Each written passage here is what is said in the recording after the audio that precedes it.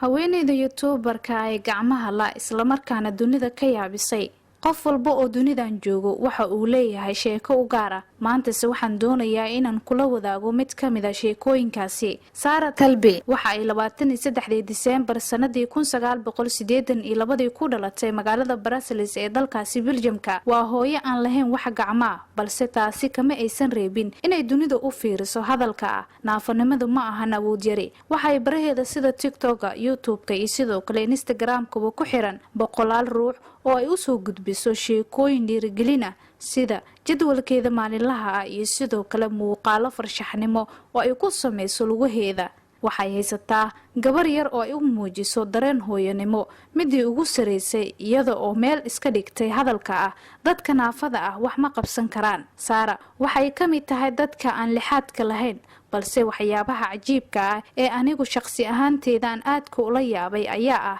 sida kalsoonida leh ay u qabato howsheeda iyadoo adeegsanaysa labadeeda lugood maadaama aysan lahayn wax gacmo ah muhiimada ugu weyn ee aan u soo qaatay sheekadan ayaa ah in bulshadeena gaar ahaan kuwa lixaadkooda aan dhameystirnayn inay wax qabsan karaan isla markaana loo baahan yahay in lagu garab siiyo waxyaabaha ay haminayaan fadlan haddii aad ka heshay muuqaalkan waxaan ka codsanayaa inaad la wadaagto saaxiibadaada si tani ay u noqoto dhiirigelin mahadsanid